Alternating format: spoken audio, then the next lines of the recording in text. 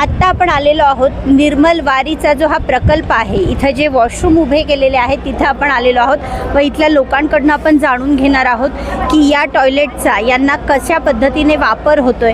कारण पूर्वी 11 वर्षापूर्वी जेव्हा हे वॉशरूम्स नव्हते तेव्हा उघड्यावरती टॉयलेटला जावं लागायचं किंवा महिला वर्गाला रात्री अंधार पडेपर्यंत वाट बघावी लागायची। तर या सगळ्यापासून यांची मुक्तता झालेली आहे।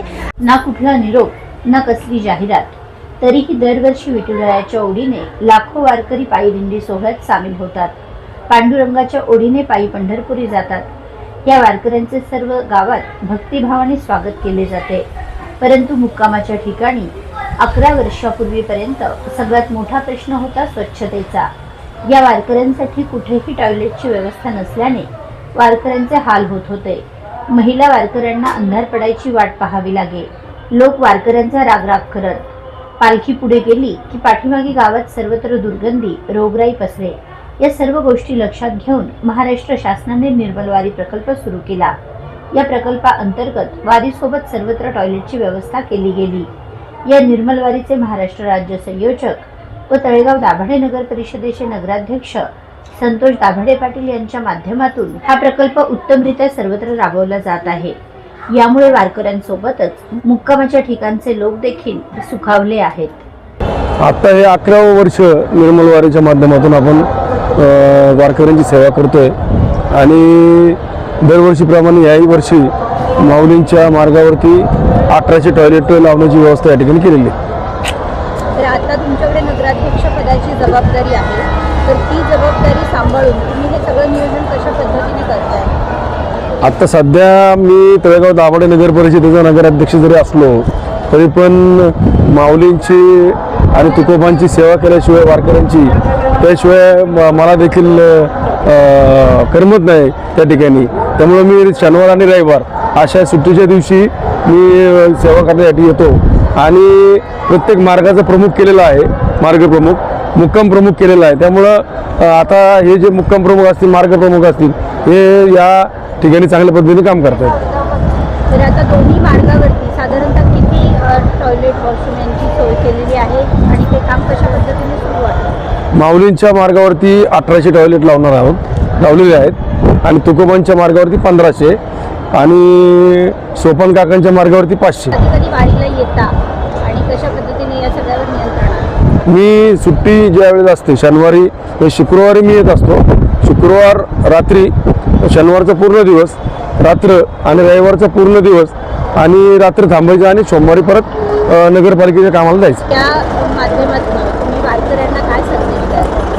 मी वारकऱ्यांना एवढीच विनंती करतो की महाराष्ट्र शासनाच्या माध्यमातून आपल्या महाराष्ट्राचे लोकप्रिय मुख्यमंत्री देवेंद्रजी फडणवीस यांच्या संकल्पनेतून ही निर्मल वारी हा प्रकल्प आपण गेल्या 11 वर्षापासून राबवत आहोत।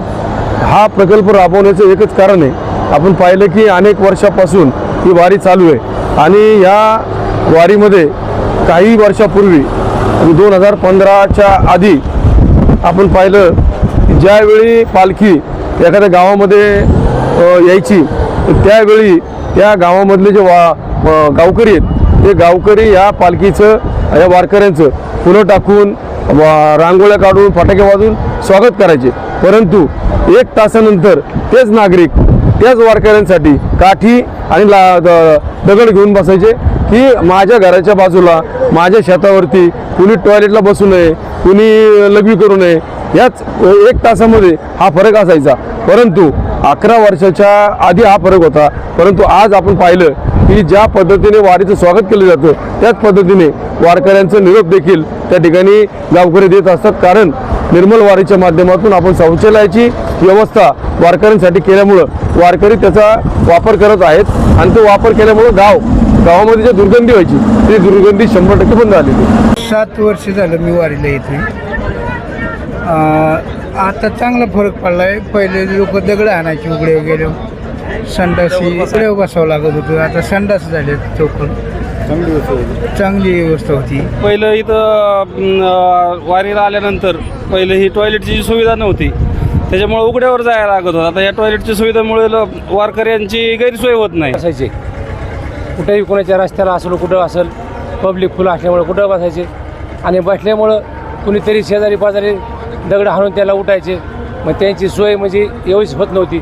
महिलांना उघड्यावर बसण्यासाठी म्हणजे जमत नव्हतं. पण आता हे जी टॉयलेट तुम्ही जी लावलेली शासनाने त्याच्यापासून सर्वांना फायदा आहे आणि व्यवस्थित म्हणजे सोय झालेली आहे.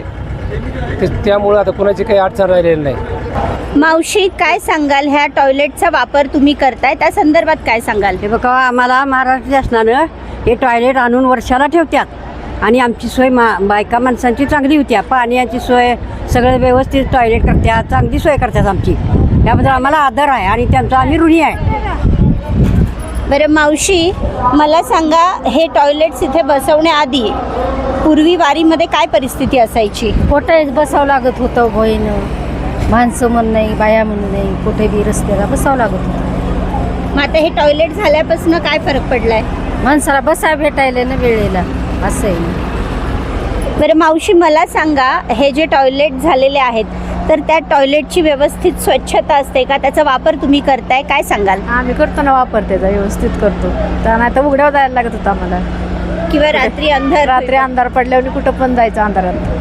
मग आता या टॉयलेटमुळे फरक पडलेला लोक काय ही करायची, राग करायची ना वारीवाल्यांची कुठेही गाण करतात म्हणून.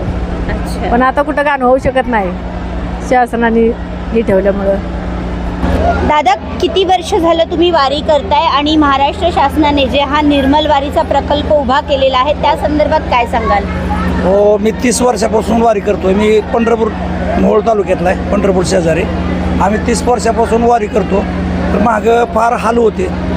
बाथरूमची सुविधा नव्हती, उघड्यावर जावं लागायचं, पाण्याची सुविधा नव्हती. आता सध्या तरी एकदम मस्त कार्यक्रम राबवला शासनाने. स्वच्छतेचा प्रश्न मिटला आणि बाथरूमची महिलाची वगैरे सोय झाली. पुरुषाला काय कुठेही जात होते, महिलांचं लय अवघड होतं. पण आता एकदम सुटेबल झालं आहे. चौकाने स्टँडवर, दवाखानं, कुठं शाळा असेल त्याच्या कडेला बाथरूम लावलेत, भरपूर बाथरूम लावलेत, पाण्याची सुविधा केली. अगदी उत्तम प्रोजेक्ट राबवला आहे शासनाने. तर मावशी, काय सांगाल, कधीपासून वारीत येत आहे आणि या वॉशरूमचा वापर तुम्ही करता का? हो, करतो. काय फरक पडलाय आधी आणि आत्तामध्ये? एकदम छान स्वच्छता ती आहे. पूर्वी तुम्ही जायचा, कसं जायचा, काय करायचं? बाहेर जायचो पटाला, उघड्यावर जायचं? उघड्यावर जायचं. किंवा अंधार पडेपर्यंत थांबावं लागायचं? हा, उशीर होतपर्यंत. तर तेव्हा तुम्ही उघड्यावर वॉशरूमला जायचा तेव्हा लोकांच्या प्रतिक्रिया काय असायच्या, जे तिथले स्थानिक लोक आहेत? मग चेअर पिचर सांगायसारखंच नाही, असं अवघडच काम होतं. आता काही नाही, आता सगळं घरच्यावनी सुविधा झाली, काय अडचण नाही. कुठेही चौकाने 2-5 मिनिटाच्या अंतरावर बाथरूम आहे, पाणी सोय, एकदम ओके कार्यक्रम आहे. निर्मल वारी, स्वच्छ वारी, मस्त अभियान आहे. रेश्मा फडतरे, महाराष्ट्र लाईव्ह 1, सासवड.